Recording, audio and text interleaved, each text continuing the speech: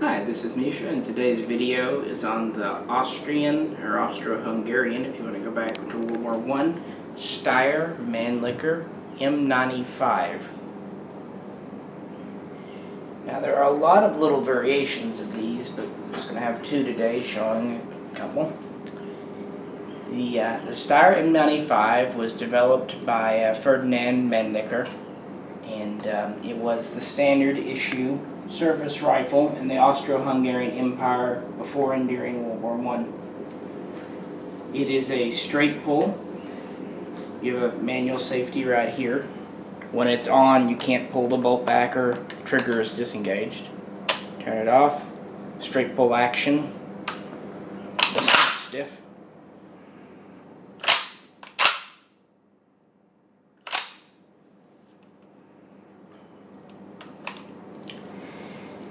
In 1884, Mannlicher developed this straight pull system. I guess it's you can cock it there. And in 1886, he developed an in-block magazine system, also known as a packet or charger system that holds 5 rounds. In 1888, Austro-Hungary switched from a larger 11mm black powder cartridge to a smaller diameter 8mm black powder cartridge. And then in 1890, they adopted a Cavalry Carbine, which had an updated bolt system. They tried to retrofit the older 1888s to fire the new smokeless powder, which was coming into use in 1890. It was the same 8x50 cartridge that had been loaded with black powder, but they started to load it with smokeless. But the what they called the 1888-90 rifle just wasn't strong enough because its locking lugs were at the rear of the bolt, not the front. So the 1888-90 could fire smokeless powder, but in emergency use only.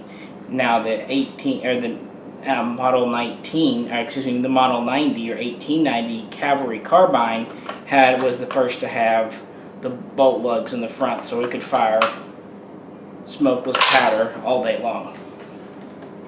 In 1892, the Austro-Hungarian Empire evaluated going to a smaller diameter bullet such as 6.5mm, but they decided that the advantages weren't enough, so they stuck with 8mm. Thus, in 1895, this rifle here was adopted. And essentially, this is just a slightly modernized and updated version of the 1890 carbine made into a rifle. The 1890 carbine had a 20-inch barrel. This rifle here has a 30-inch. Again, it fires 8x50 smokeless powder. It's got a bayonet lug on the bottom, stacking rod, full-length handguard. It's got quite a tall ladder rear sight, very easily adjustable.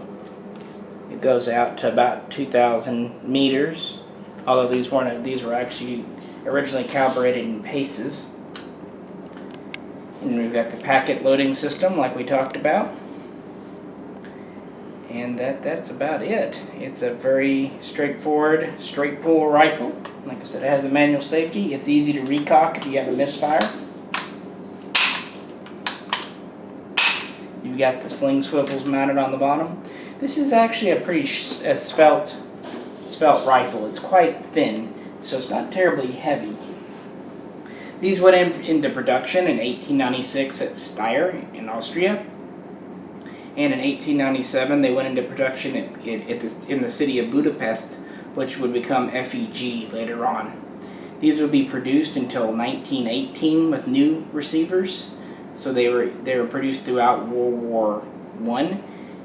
Receiver production would end in 1918. However, after the war, several guns would be assembled from leftover parts, receivers, 1919 through 1920, give or take, but 1918 was the last date for brand new receivers. So these were all originally pre-World War I or World War I guns. Well, that was the standard service rifle during the war. It fired a round-nosed bullet. In 1930, after the war, these were stamped with an S. And what that meant, they were reworked to fire a new Spitzer projectile, 8x56 rimmed, which is what most of these are in today and what you'll find ammo for, if you can find ammo at all. And in Austria, after the disillusionment of the empire, they were called the M95-30. And in Hungary, they were called the 31M. They rechambered them for the same Spitzer bullet. And in Hungary, they marked them with an H. So you'll see some with an S stamp, some with the H stamp. Same cartridge, just that means they were done in different countries. Well, as far as the long rifle, that's pretty much the end of its story. These were quite durable in the trenches. It's a very solid bolt system. Reasonably powerful cartridge. Easy to train soldiers on. Straight pull systems are quick to operate. The packet system meant it was easy to load quick. The downfall of that was you couldn't top off your magazine, but this was mostly offset by being able to just stuff up 5 rounds in a hurry. The only other real flaw was that it, like all straight pulls, primary extraction was weak, or at least weaker than a turn bolt. So you'll find this with Schmidt-Rubens and the Ross rifle, any of those. That's just inherent in the design.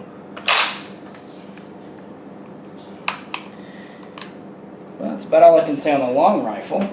We'll move to the version that most of you are probably familiar with that have been imported en masse. This long rifle here was made by Steyr, as is this carbine. Well, in 1897, 2 different short versions were developed. First was the Cavalry Carbine, which this one is basically here. It was manufactured up until 1913. It had side sling mounts only, a shorter 20-inch barrel. If you notice, the sight is part of the barrel. It's braced right on. It's not on a ring like on the rifle.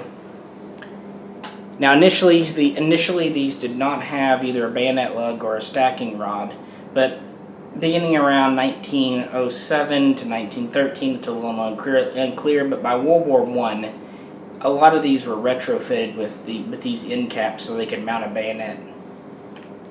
So that's the cavalry. At the same time, the Stutzen, or the support rifle, was adopted. Now, it's technically a different model, but it had the exact same 20-inch barrel and receiver. The only real difference, it had sling swivels mounted on the bottom of the stock, much like the rifle. And the idea was it was meant for support troops, whereas the Cavalry Carbine was obviously meant for cavalry. It was also issued to artillery, crews, and engineers. So basically the only difference was sling mounts. Also, the Stutzen always had a bayonet lug, whereas the Carbine received it later.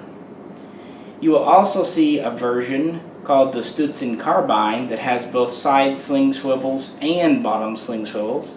You'll also see a version done later that has a fixed front sling swivel here, like it's more of a bar, and so on and so forth. There's a lot of variations of these as they were rebuilt.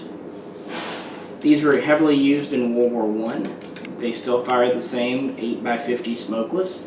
It is a very light and handy gun. The only real detraction is it kicks like a mule because it is light and handy. These were also reworked to fire 8x56 in 1930 and 31.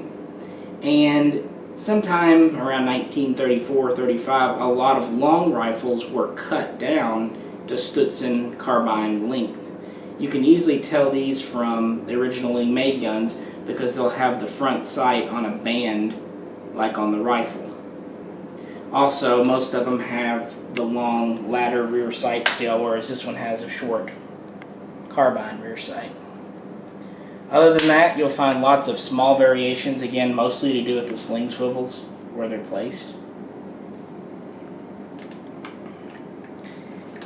So yeah, quite a few of these were cut down before World War II, and so that's why most of the Steyrs you see today are of the short variant.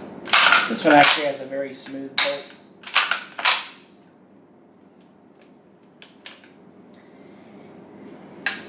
In addition to being used by Austro-Hungary, beginning around 1903, Bulgaria purchased quite a few of these. After the disillusionment of the empire, Bruno in the Czechoslovakia would also assemble some of these from parts in the early 20s. Yugoslavia had a good number of these. In fact, they had enough they actually rebarreled them using Mauser barrels and to take Mauser stripper clips, and they fired 8mm Mauser as opposed to 8mm Steyr. So they actually reworked these, and those are either called the M95M or the M95/24. Finally, most famously, these were used as second-line guns by Austria during World War II, and also Nazi Germany acquired quite a few and issued them to second-line guard-type troops and whatnot. Well, while we have it out, we'll take a look at something that's almost as famous as the guns, the ammunition itself. About 10-15 years ago, this stuff was imported, and it's quite interesting ammo. This is the end block clip that the gun uses. This is empty, obviously. Holds 5 rounds. You do have to put it in one. It's unidirectional, but lip here. But you can tell the top is serrated, so it's pretty easy to tell. I mean, you would just grab the gun here.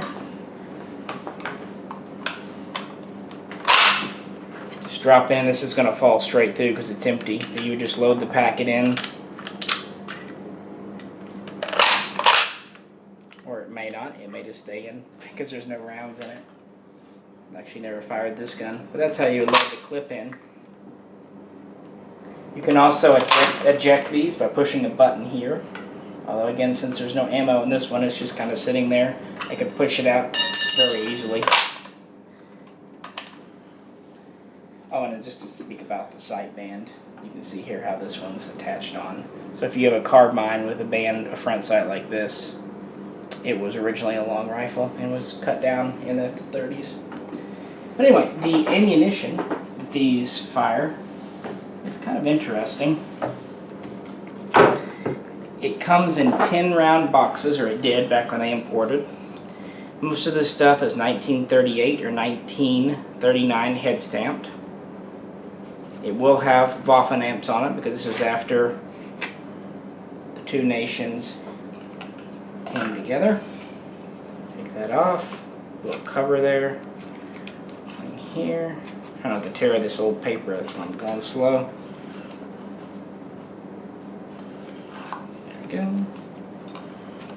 And in here you have 2 fully loaded, separated by a piece of paper, clips.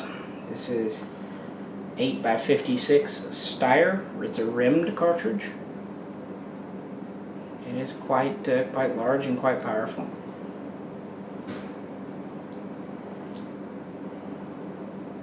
Yeah, I just thought I'd show you the ammo while I had some around.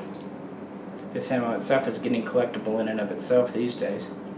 But after World War II, quite a few of these carbines stayed in service as police guns through the 50s, and then they were pretty much all retired out through Austria, Hungary, Yugoslavia, and the like as newer guns came along. Really the big limiting factor was the ammo, and that's why Yugoslavia rechambered them for 8mm Mauser. It's an interesting gun. I always found them so, and thankfully, when I was getting into surplus, you could actually pick these up quite cheap, both the guns and the ammo. And it's an interesting critter. They're still not expensive today. You can still pick a nice one up for $200 or less. But since we've done other I'm going to drop that box. Since we've done other Austro-Hungarian themed videos, I thought it was only fair that we show the rifle. If you have any questions at all, please post them below and I'll do my best to answer them. As always, this is Misha, and thanks for tuning in.